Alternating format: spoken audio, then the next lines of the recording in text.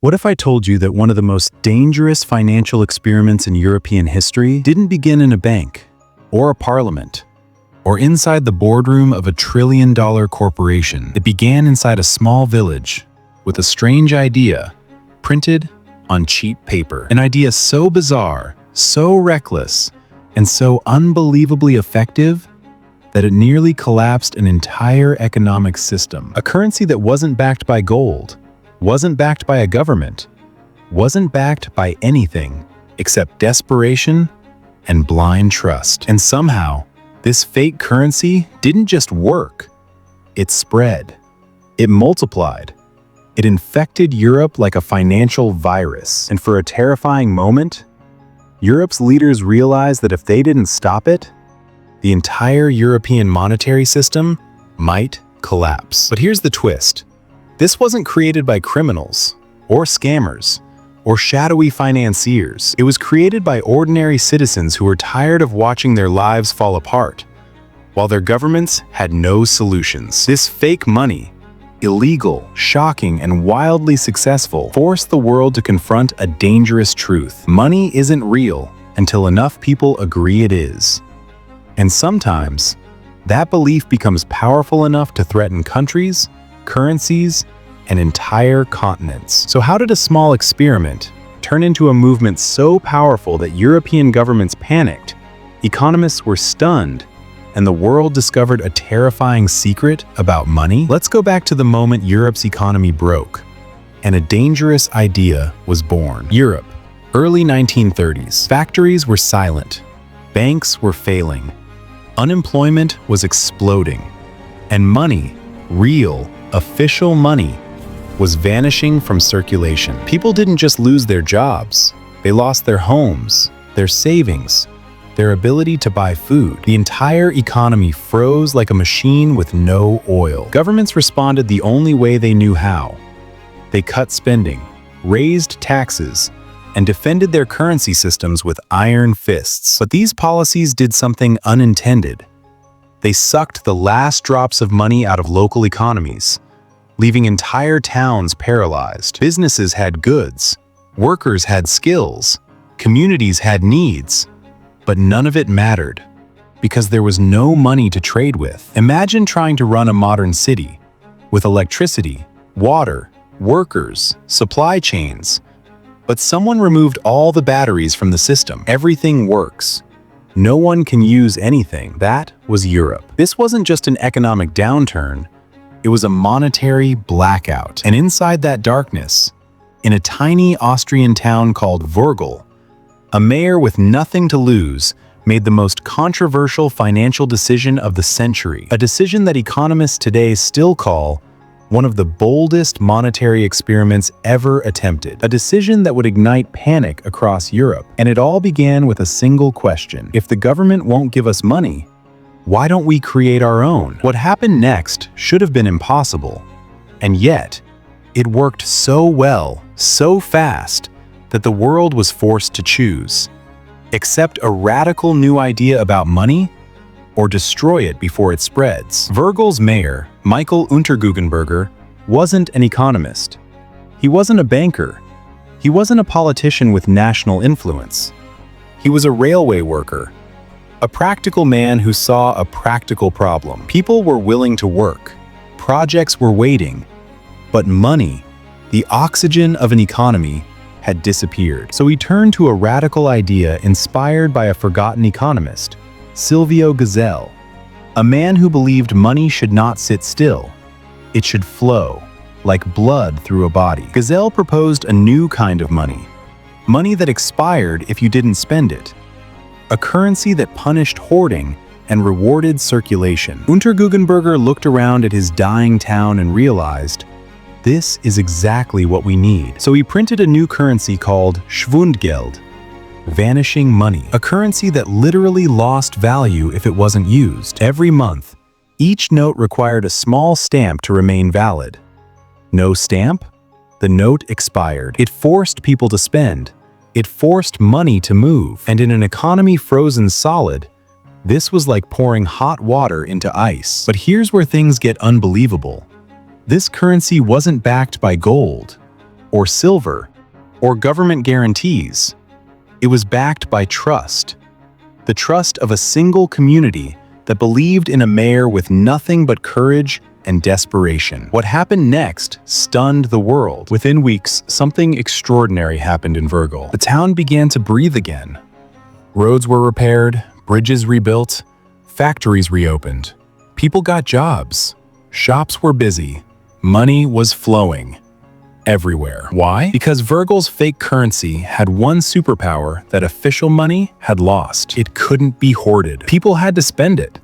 Businesses had to circulate it. The town had to move it. The result?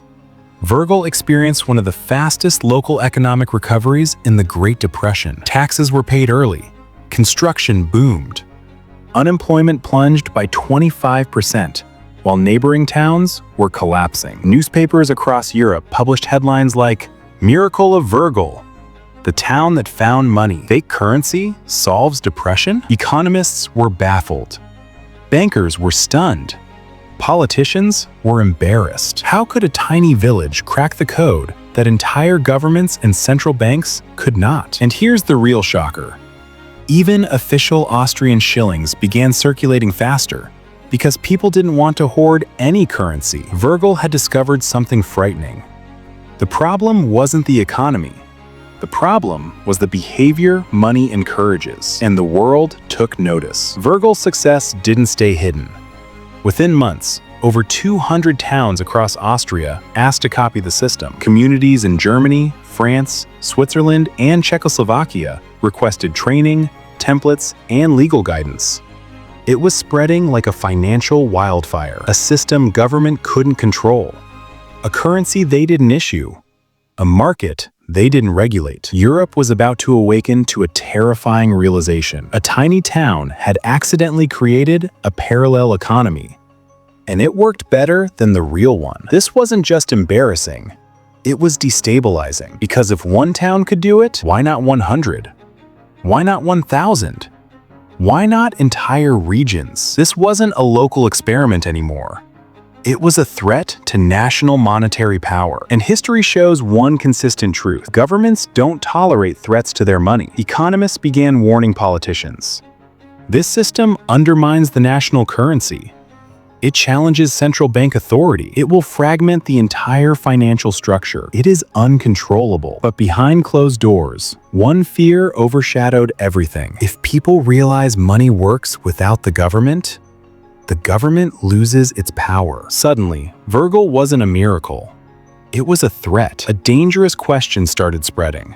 If fake currency can save a town, what does that say about real currency? That question sent panic through the halls of European finance ministries. Bankers demanded intervention. Politicians drafted emergency laws. Central banks met in private. The message was clear. This experiment must be stopped. Before it spreads so far, we can't control it. And that's when the story turns dark. Because the greatest danger to governments isn't a weapon, an army, or a rebellion. It's competition, especially from something as powerful as money. By early 1933, the Wörgl miracle wasn't just a story, it was a movement. Thousands of people were writing letters to the Austrian government demanding permission to create their own version of Wörgl's currency. Factories in Germany were requesting economic advisors. Swiss communities wanted to launch it immediately. Even local officials in France quietly asked whether they could replicate the system. A single town had done the impossible. It made Europe question its entire monetary system, and for governments already struggling with the Great Depression, that single question was more dangerous than any protest. If a village could fix its economy without permission, what stopped others from doing the same? If money didn't need gold, or government guarantees, or central bank regulation, then what exactly was the government's power based on? The truth was terrifying. Wörgl's success revealed how fragile national currencies truly were. And fragility breeds fear. Inside Vienna's Ministry of Finance, a confidential meeting was held. No journalists allowed. On the agenda, the uncontrolled spread of unauthorized currencies. Bankers were furious. This violates national sovereignty. This is economic rebellion. If every town prints money, the state collapses. Politicians were embarrassed. How did a railway worker design a better system than our economists? This makes us look incompetent. But the real fear wasn't economic.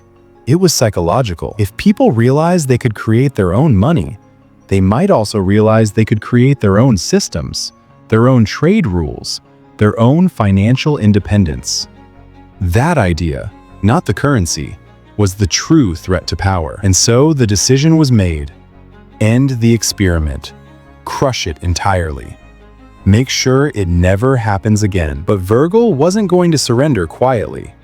On January 1st, 1933, the Austrian National Bank issued a national order. All forms of local currencies are hereby illegal. All notes must be surrendered immediately. It was a financial death sentence. Officials were sent to Wörgl to shut the system down. Markets were raided. Shops were forced to stop accepting the currency. Banks froze accounts. Legal threats were issued. The town protested. Citizens marched in the streets. Unterguggenberger appealed for negotiation, but the ruling was final.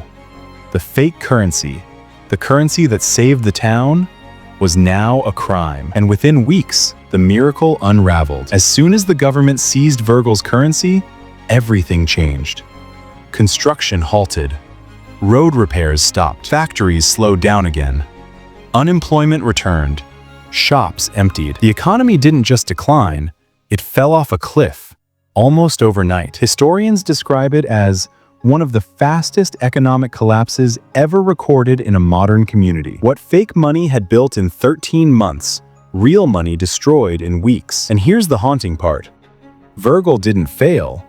It was killed. Not because it was dangerous to the people, but because it was dangerous to the system. Germany banned all community currencies. France outlawed unregulated notes. Switzerland declared them destabilizing. Czechoslovakia arrested organizers who attempted to copy Wörgl. The message across Europe was loud and clear. Money belongs to the state, not you. But privately, economists admitted something shocking. Wörgl's system worked. It increased velocity of money, boosted employment, reduced poverty, strengthened local economies. So why kill it? Because if the idea spread, Europe's entire financial structure, designed around central control, would collapse. It wasn't about economics, it was about authority. This is the twist most people never hear. Wörgl didn't prove that fake currency works better than real money. It proved something far more dangerous. Money is powerful not because it is backed by gold, but because it is backed by belief. If enough people trust a currency, even if it's fake, it becomes real. If people stop trusting a currency, even if it's official, it becomes worthless. Wörgl revealed the illusion behind modern economies. Money is only as strong as the story behind it, and governments will do anything to protect their version of that story. After Wörgl's currency was crushed, its decline was rapid and brutal. The economy froze again. Jobs disappeared. Families who had finally found hope were pushed back into desperation. The town returned to the same depression it had escaped. But this time, there was something new. People realized they hadn't been saved by their government.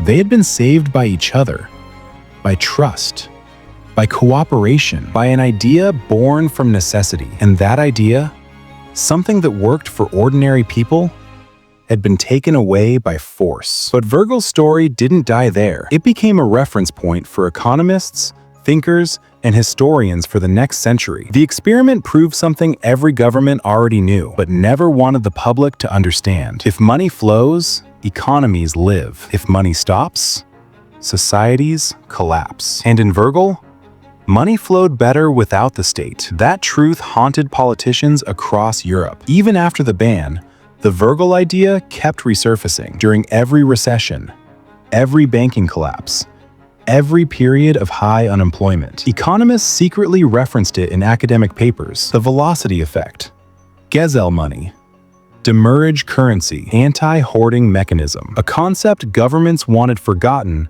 kept returning like a ghost at every financial crisis. Because buried inside Wörgl's short-lived success was a dangerous insight. Money wasn't failing. The system controlling money was failing. Europe learned a lesson it would never admit publicly. If people lose faith in the national currency, they will build their own. And that possibility terrifies every government. Because once people realize they don't need permission to create value, the entire structure of political power changes. Wörgl happened almost a century ago, but its lesson is not old. In fact, it's happening again. Look around our world today.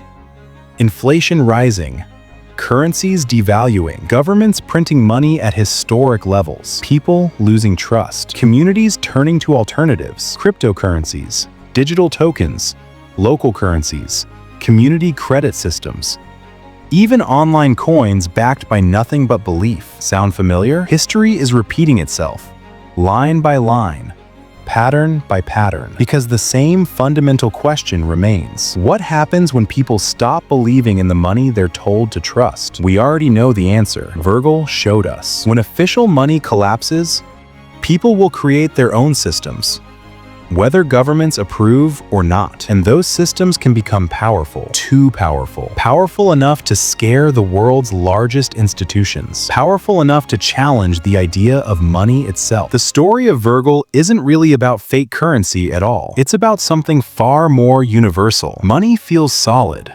permanent, mathematical, scientific. But underneath all the laws, the banks, the gold reserves, money is nothing more than a collective agreement, a shared illusion, a story we all decide to believe. And in Wörgl, that illusion cracked. For 13 months, a tiny town proved that the value of money doesn't come from the government, or gold, or central banks. It comes from people, from trust, from the decision to believe that a piece of paper can make the world move. And that is the most dangerous truth of all. Because once you understand that, you understand something governments never want you to think about. If a community can create its own money, it can create its own power. Wörgl didn't fail.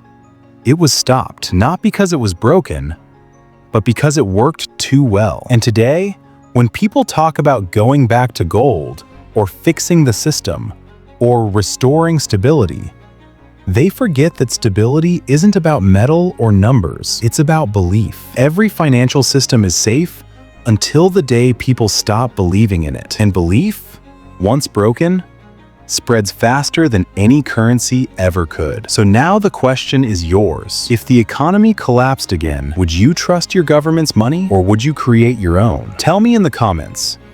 Should alternative currencies be legal?